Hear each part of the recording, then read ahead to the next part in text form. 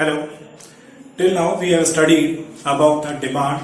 Means demand क्या है, demand को अफेक्ट करने वाले फैक्टर्स और इससे रिलेटेड बहुत सारी चीजें एंड लॉ ऑफ डिमांड. तो finally the law of demand is when the prices goes up demand comes down. It is the inverse relationship between the demand and the price of the commodity.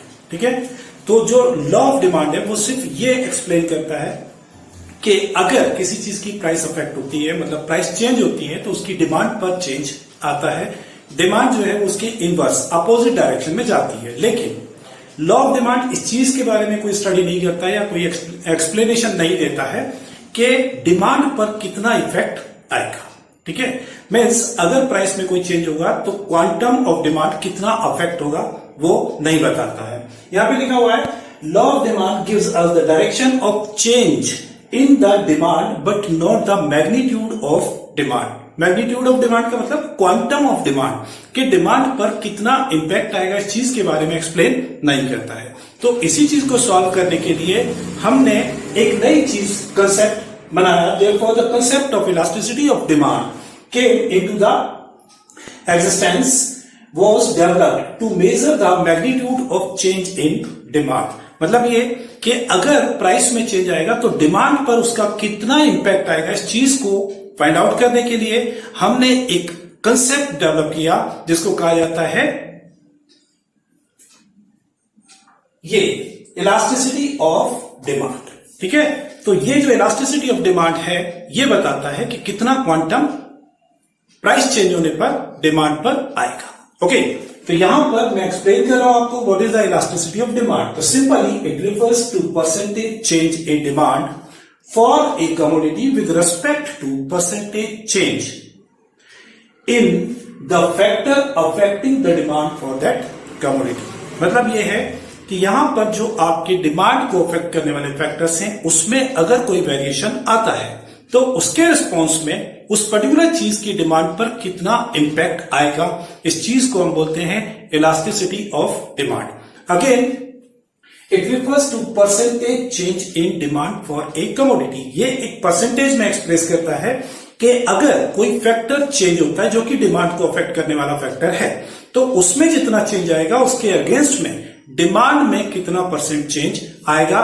It is known as elasticity of demand. मतलब stretching कितनी होगी demand पर. कोई भी factor जो demand को affect करने वाला है उसका अगर कोई भी चेंज होगा तो उसका डिमांड पर कितना इंपैक्ट आएगा ये परसेंटेज में हम कैलकुलेट कर सकते हैं. तो it is called magnitude of demand या फिर elasticity of demand. Okay, now elasticity of demand जो है मेजरली बहुत सारे फैक्टर्स हैं यहां पे, लेकिन हम उनको तीन ही फैक्टर्स में स्टडी करते हैं इन जनरल. ठीक है, number 1 price elasticity of demand, number 2 cross elasticity of demand. जो क्रॉस इलास्टिसिटी ऑफ डिमांड है that is the demand with the related commodity.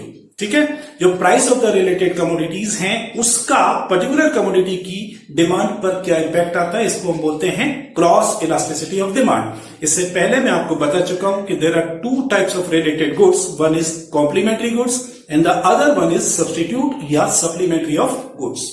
Okay, and third one is income elasticity. Means when the income increases or decreases, what will be the impact on the demand of the commodity in study. Okay, तो यहां पर ये तीन चीजें दी गई हैं, but हमारा जो पूरा स्टडी कंसंट्रेशन है वो रहेगा प्राइस इलास्टिसिटी ऑफ डिमांड के ऊपर. बाकी दोनों जो चीजें हैं वो आपके कोर्स में ऑलमोस्ट नहीं है, इसलिए हम इसके बारे में स्टडी नहीं करेंगे. Okay, now the formula for calculating the change elasticity of demand, उसका फॉर्मूला है percentage change in quantity demanded upon percentage change in price of the commodity.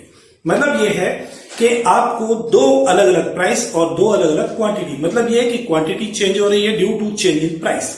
तो कितना क्वांटिटी में चेंज आया उसका परसेंटेज निकालना है, कितना प्राइस में चेंज आया उनका परसेंटेज निकालना है, और दोनों के बीच में एक रिलेशनशिप आपको फाइंड आउट करनी है.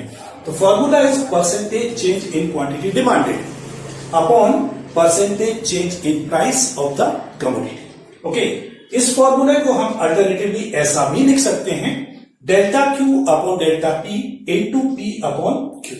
डेल्टा का मतलब होता है चेंज इन क्वांटिटी या चेंज इन प्राइस।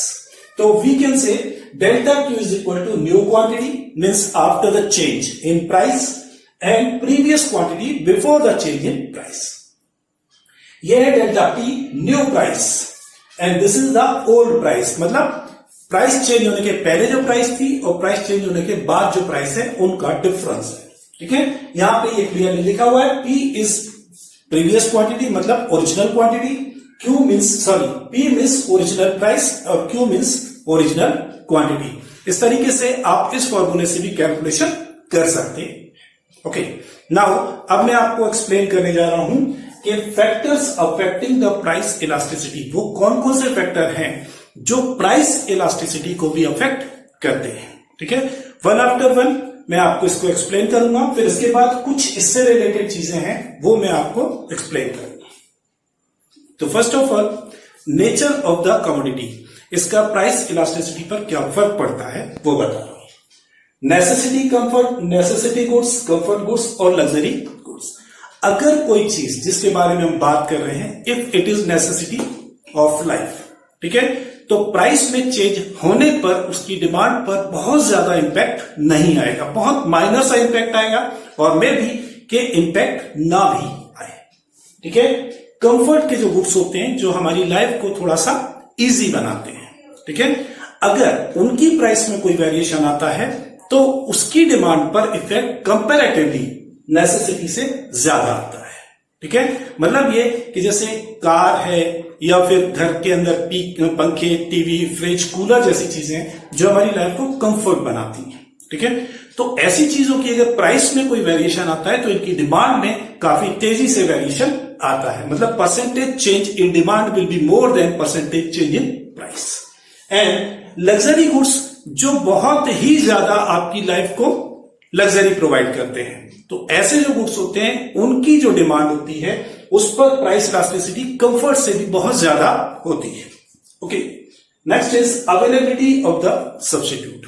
जिस चीज के आपको सब्स्टिट्यूट्स अवेलेबल हैं उनकी डिमांड ज्यादा वेरिएबल होती है, मतलब यह कि उनकी डिमांड पर प्राइस चेंज होने का इंपैक्ट बहुत ज्यादा आता है। ठीक है, और जिन चीजों के सब्स्टिट्यूट अवेलेबल नहीं होते हैं, मतलब ये कि आप उसके अलावा कोई और चीज खरीद ही नहीं सकते, then there is little bit variation, बहुत कम वेरिएशन आता है, मतलब ये कि प्राइस इंपैक्ट उनका बहुत ज्यादा नहीं होता है। प्राइस में चेंज होने पर भी डिमांड में कोई फर्क नहीं पड़ रहा है, चाहे प्राइस बढ़े चाहे कम हो, बहुत माइनर सा चेंज आएगा। उसके बाद है नंबर ऑफ यूजेस, किसी चीज के कितने तरीके से यूज हो सकता है। कुछ चीजें होती हैं जिनको आप सिर्फ और सिर्फ एक ही काम के लिए यूज कर सकते हैं, तो उनके प्राइस में वेरिएशन आने पर उनकी डिमांड में वेरिएशन ना के बराबर आता है, मतलब वी कैन से कि देयर इज, अगर 10% प्राइस में चेंज आता है तो मुश्किल से 1% उसकी डिमांड में वेरिएशन आ सकता है। लेकिन जिन चीजों के मल्टीपल यूज होते हैं, मतलब यह कि एक चीज को आप बहुत सारे काम के लिए यूज कर सकते हैं, उनकी प्राइस में अगर कोई भी वेरिएशन आता है तो उसके कंपैरिजन में उनकी डिमांड में बहुत ज्यादा वेरिएशन आएगा, मतलब या तो डिमांड बहुत ज्यादा बढ़ जाएगी या डिमांड बहुत ज्यादा कम हो जाएगी, बिकॉज ऑफ, क्योंकि अगर वो चीज सिंगल यूज के लिए नहीं मल्टीपल यूज के लिए और उसकी प्राइस अगर बढ़ जाती है तो जितने भी उसके एक्स्ट्रा यूज हैं जो बहुत नेसेसरी नहीं है, अननेसेसरी यूज हैं, तो वो सारे यूज क्या हो जाएंगे, बंद हो जाएंगे। लेकिन जैसे ही वो चीज सस्ती होती है तो आप उसके मल्टीपल यूज करना शुरू कर देते हैं और डिमांड बढ़ जाती है। उसके बाद होता है income level of buyer. Buyer जो है वो हम 3 कैटेगरी में डिवाइड कर सकते हैं, लोअर इनकम, मिडिल इनकम और अपर इनकम या हायर इनकम लेवल। ठीक है, तो जिन लोगों की इनकम बहुत कम होती है, ठीक है, प्राइस में वेरिएशन आते ही उन लोगों की तरफ से डिमांड पर इंपैक्ट बहुत तेजी से आता है। जिनकी मिडिल इनकम होती है, मतलब यह कि मिडिल क्लास फैमिलीज जो रहती हैं, अगर उनकी जो इनकम लेवल है, अगर किसी चीज की प्राइस में वेरिएशन आता है तो उनकी डिमांड में थोड़ा वेरिएशन आता है।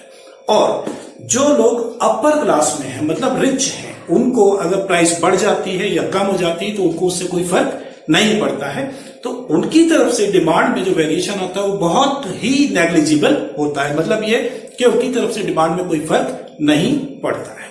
ठीक है, उसके बाद अब आते हैं पोस्टपोनमेंट ऑफ यूज। कई बार ऐसा होता है कि कुछ चीजों का यूज अभी जरूरी नहीं है, हम उसको आगे भी यूज कर सकते हैं। इन दैट केस अगर उस चीज की प्राइस बढ़ रही है तो हम उसके उसकी जो यूज है, जो उसकी डिमांड है, उसको क्या कर सकते हैं, पोस्टपोन कर सकते हैं, आगे के लिए हम बढ़ा सकते हैं। तो इन दैट केस डिमांड पर एकदम से इफेक्ट आएगा। और अगर मान लो उसकी प्राइस कम हो जाती है तो हम उसको इंस्टेंटली परचेज करेंगे, मतलब डिमांड एकदम से बढ़ जाएगी। उसके बाद आते हैं हम प्रपोर्शन ऑफ इनकम स्पेंड। आप अपनी इनकम का उस पर्टिकुलर कमोडिटी पर कितना पैसा खर्च करते हैं। ठीक है, अगर आपकी इनकम का बहुत ही माइनर परसेंटेज उस पर्टिकुलर चीज के लिए खर्च किया जा रहा है तो उसकी डिमांड पर इफेक्ट नहीं आएगा प्राइस में चेंज होने पर, मतलब आएगा तो बहुत ही माइनर आएगा, जिसको आप बोल सकते हैं नेग्लिजिबल इम्पैक्ट। और अगर आपकी इनकम का मेजर प्रपोर्शन उसके ऊपर अगर खर्च होता है तो उस चीज की प्राइस में वेरिएशन आते ही उसकी डिमांड में तेजी से वेरिएशन आ सकता है। जस्ट फॉर एग्जांपल, जैसे एक आदमी महीने भर में अपने घर में नमक लेकर आता है, नमक की जो यूज होता है वो हार्डली एक फैमिली में 1 किलो या महीने में 2 किलो यूज होता है, जिस पर आप 35 से 40 रुपया खर्च करते हैं पूरे महीने में।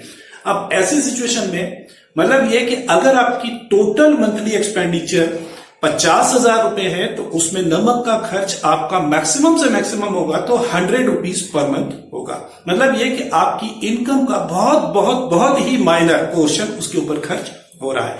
इन दैट केस अगर नमक की प्राइस बढ़ जाती है तो आपके नमक के एक्सपेंडिचर पर, मतलब नमक की डिमांड पर कोई फर्क नहीं पड़ेगा, बिकॉज ऑफ क्योंकि आपकी इनकम का एक नेग्लिजिबल पार्ट उसके ऊपर खर्च किया जा रहा है।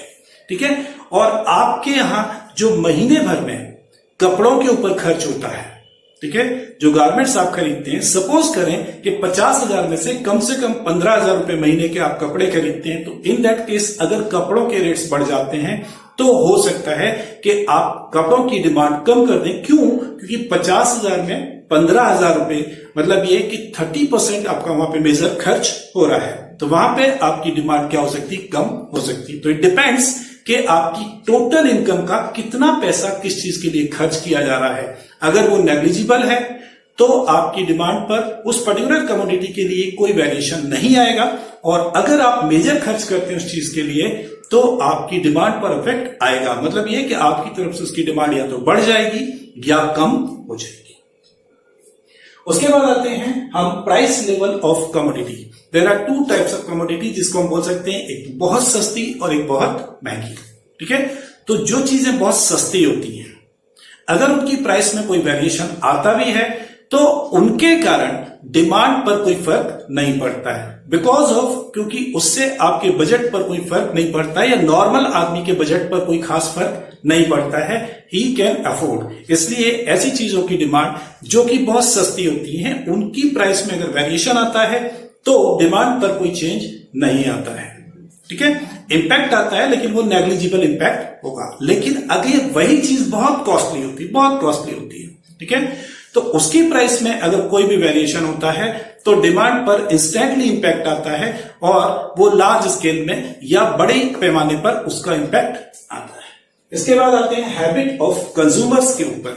Habit of consumers, if you become edict of anything, in that case अगर उसकी प्राइस बढ़ जाती है या कम हो जाती है तो उसकी डिमांड पर वेरिएशन बहुत ज्यादा आता है, बहुत तेजी से वेरिएशन आता है। इसका एग्जाम्पल आप लोग के सामने बहुत ज्यादा है, बहुत सारे हैं, और स्पेशली एडिक्शन वाली चीजें हैं, सिगरेट है, गुटखा है, पान है या शराब है। ठीक है, तो इनकी चीजें, मतलब यह कि सरकार इन पर हर साल टैक्स बढ़ाती जा रही है, and they are becoming costly and costly, but still उनकी डिमांड पर इंपैक्ट ये होता है कि डिमांड फिर भी कम नहीं होती है, बिकॉज क्योंकि जो उसके एडिक्ट हो चुके हैं वो उसको छोड़ नहीं पाते हैं, तो उनकी डिमांड पर कोई इंपैक्ट नहीं आता है। उसके बाद अपन लेते हैं टाइम पीरियड।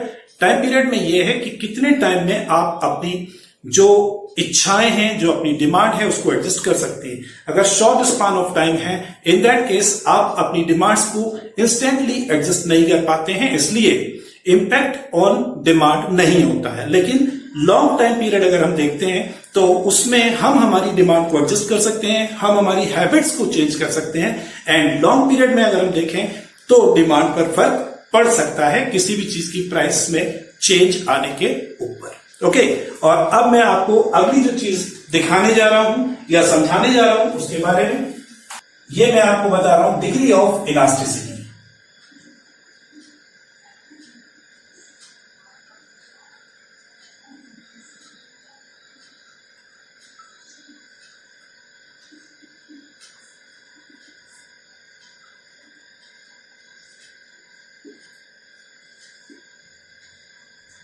तो इलास्टिसिटी की डिग्री को हम 4 से 5 कैटेगरीज में डिवाइड कर सकते हैं। पहला होता है perfectly elastic.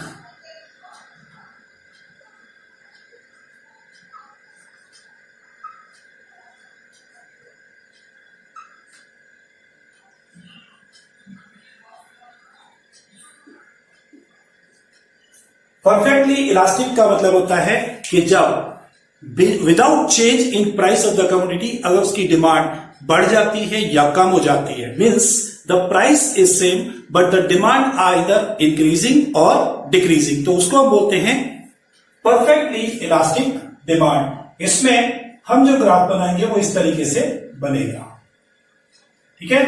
Price is constant, लेकिन डिमांड हमारी जो ओरिजिनल डिमांड थी जिसको हम बोल सकते हैं पी, ये बढ़ के P1 पे चली जा रही है।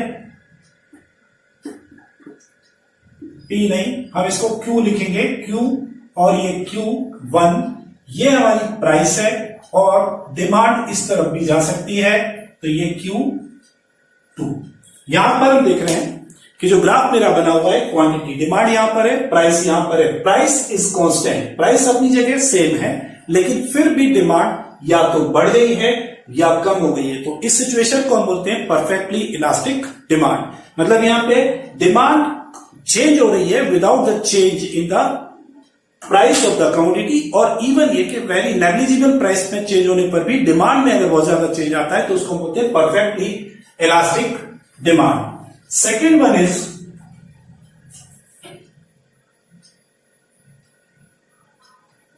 perfectly inelastic demand।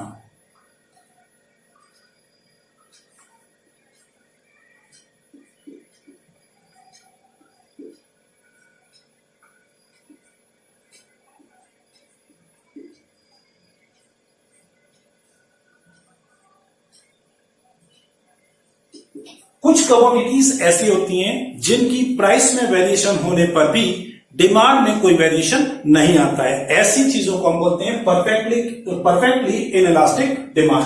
यहां पर ये ग्राफ मैं आपको बना के समझा रहा हूं, ठीक है। प्राइस यहां है, यहां है, यहां है, लेकिन डिमांड जो है वो कांस्टेंट है। ये Q है, ये P है, ये P1 है, ये P2 है। मतलब ये कि प्राइस चेंज होने पर भी डिमांड पर कोई फर्क नहीं पड़ रहा है। एग्जाम्पल हम इसमें ले सकते हैं जैसे नमक, ठीक है, कि नमक में ऐसा होता है, सॉल्ट, कि अगर उसकी प्राइस बढ़ जाती है या कम हो जाती है, हम नमक खाते हैं, नमक यूज करते हैं, हमारे खाने में नमक का कंटेंट होता है, ठीक है, लेकिन वो बहुत ही लिमिटेड होता है और हम उसको ना तो ज्यादा कर सकते हैं ना ही कम कर सकते हैं। अगर सॉल्ट की प्राइस बढ़ जाती है तो भी हम नमक की क्वांटिटी को कम नहीं कर सकते हैं, और अगर सॉल्ट की प्राइस घट जाती है तो भी हम नमक की क्वांटिटी को बढ़ा नहीं सकते हैं। मतलब ये नहीं है कि अगर नमक सस्ता हो गया तो हम मुट्ठी भर भर के नमक खाएंगे, और अगर नमक महंगा हो गया तो हम खाने में नमक का यूज कम कर देंगे या बंद कर देंगे। It is not possible. तो अपन कह सकते हैं कि जो नमक की डिमांड है वो इनइलास्टिक डिमांड है, परफेक्टली इनइलास्टिक डिमांड है। It is not affected by the price at all. Okay, उसके बाद जो थर्ड है,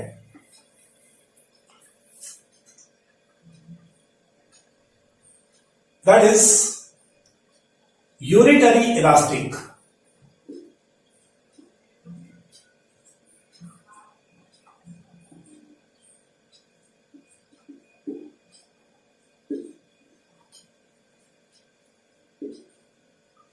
ये ऐसी सिचुएशन है जहां पर जितना प्राइस में वेरिएशन आता है आप अपनी डिमांड को उसी प्रपोर्शन में चेंज कर लेते हैं। मतलब ये कि अगर प्राइस 10% बढ़ती है तो डिमांड 10% कम हो जाती है, अगर प्राइस 50% कम होती है तो डिमांड बढ़ के 50% ज्यादा हो जाती है।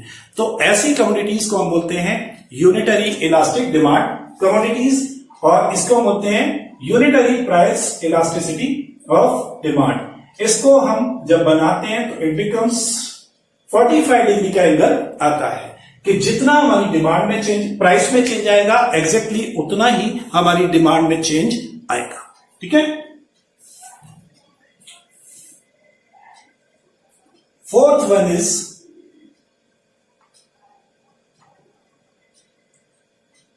हाई इलास्टिक डिमांड, और पांचवा है लेस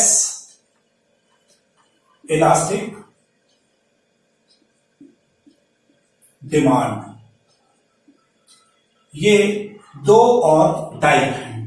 तो हाई इलास्टिक डिमांड जो होती है उसका इंपैक्ट ये होता है कि प्राइस से ज्यादा डिमांड में वेरिएशन आता है। मतलब प्राइस अगर 10% कम होती है तो डिमांड 20% या 30% या 35% बढ़ जाती है, या फिर उसके अपोजिट अगर प्राइस बढ़ती है तो डिमांड में उससे ज्यादा इंपैक्ट आता है। तो ऐसी चीज को हम बोलते हैं हाईली इलास्टिक डिमांड। इसका जो कर्व बनेगा वो ऐसा बनेगा, और लेस इलास्टिक डिमांड जो होती है इसका कर्व जो बनेगा वो इस तरीके से बनेगा, इस तरीके से कि प्राइस में जितना चेंज आएगा उससे कम उसकी डिमांड में चेंज आएगा। ठीक है। तो एज कंपेयर टू प्राइस, अगर डिमांड में कम चेंज आता है तो हम उसको बोलते हैं लेस इलास्टिक डिमांड। अगर एग्जैक्टली प्राइस चेंज के बराबर अगर डिमांड में चेंज आता है तो हम उसको बोलते हैं यूनिटरी इलास्टिक डिमांड। अगर प्राइस से ज्यादा डिमांड में चेंज आता है तो हम उसको बोलते हैं हाई इलास्टिक डिमांड। अगर प्राइस में चेंज आए बिना भी डिमांड में चेंज आता है तो हम उसको बोलते हैं परफेक्टली इलास्टिक डिमांड। और अगर प्राइस में चेंज आने पर भी डिमांड में चेंज नहीं आता है तो हम उसको बोलते हैं इनइलास्टिक डिमांड। तो अब ये सारे ग्राफ मैं आपको इस तरीके से बना के दिखा रहा हूं। यहां पर पहला जो लिखा हुआ है परफेक्टली इलास्टिक डिमांड, इसमें यहां हमारी प्राइस है, कांस्टेंट है, लेकिन हमारी डिमांड जो है वो यहां यहां या यहां कहीं पर भी जा सकती है। इसको हम बोलते हैं Q1 बोले, Q2 बोले और Q3 बोले, कोई भी नाम आप दे सकते हैं। ठीक है। यह है perfectly elastic.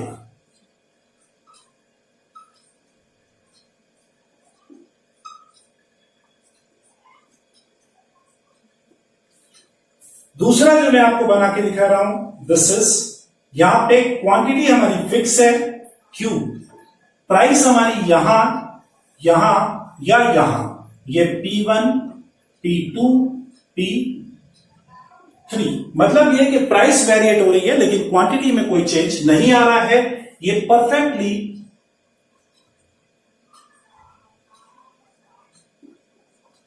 Inelastic demand.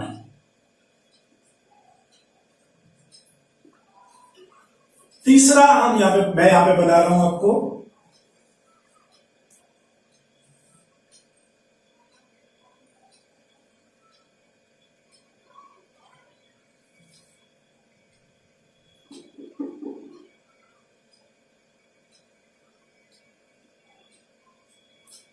Okay. तो ये यहां पर जो आपका ग्राफ बनेगा वो इस तरीके से बनेगा। ठीक है। तो यहां पर जितना चेंज यहां पे यहां से यहां आया है एग्जैक्टली उतना ही चेंज यहां पर आएगा। इसको बोलते हैं यूनिटरी इलास्टिक। और उसके बाद आपको यहां दिखा रहा हूं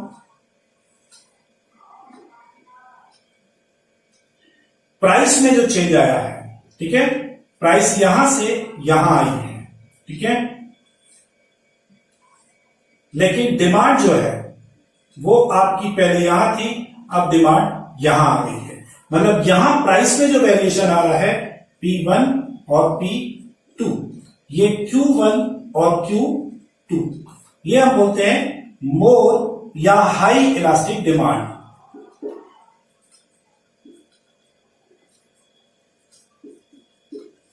और लास्ट आपको बता रहा हूं कि प्राइस में जो वेरिएशन आ रहा है वो प्राइस यहां से यहां आ गई है, डिमांड जो आपकी पहले यहां थी वो अब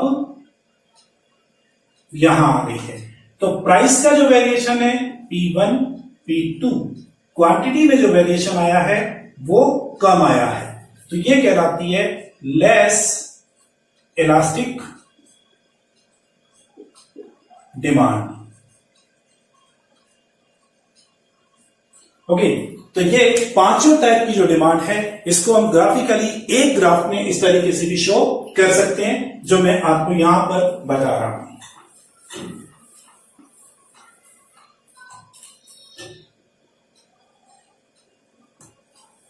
ये हमारा ग्राफ है। अगर हमारा डिमांड कर्व ऐसे जा रहा है तो ये है परफेक्टली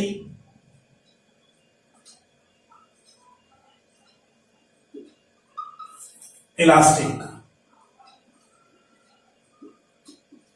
अगर हमारा ग्राफ ऐसे ही है, मतलब ये वर्टिकल आ रहा है, तो ये कहलाएगा परफेक्टली इनइलास्टिक। अगर ये यहां से एग्जैक्टली 45 का एंगल बना रहा है तो ये कहलाएगा यूनिटरी। अगर ये ग्राफ हमारा ऐसे बन रहा है तो हाईली इलास्टिक। और अगर हमारा ग्राफ ऐसा बन रहा है, ठीक है, तो ये कहलाएगा लेस इलास्टिक। ओके, तो ये था हमारा इलास्टिसिटी से जुड़ा हुआ कि अगर किसी चीज की प्राइस में कोई वेरिएशन आता है तो उसके अगेंस्ट में क्वांटिटी में कितना वेरिएशन आता है, इस चीज को कैलकुलेट करने का जो तरीका होता है that is known as elasticity of demand, और specially price elasticity of demand. क्योंकि हम यहां पर जो डिमांड का रिलेशन बना रहे हैं वो सिर्फ और सिर्फ कैसे बना रहे हैं, प्राइस से बना रहे हैं। There are so many factors also, other factors also, but हम उनके बारे में यहां पर स्टडी नहीं कर रहे हैं। हम स्पेशली जो स्टडी कर रहे हैं वो कर रहे हैं प्राइस और डिमांड के लिए। तो यहां पर इलास्टिसिटी क्या होती है ये मैंने आपको बताया। इलास्टिसिटी को हम कैसे कैलकुलेट कर पाते हैं उसका फॉर्मूला आपको लिखा था percentage change in quantity demanded upon percentage change in price, या फिर delta Q upon delta P into P upon Q. ये फॉर्मूला था जिसमें आप निकाल सकते हैं, मैंने वहां पे लिखा हुआ था। आप न्यूमेरिकल क्वेश्चन बुक में दे रखे हैं, उनको भी आप सॉल्व करके देख सकते हैं कि उनको कैसे सॉल्व किया जाएगा और कैसे हम डिमांड इलास्टिसिटी कैलकुलेट कर सकते हैं।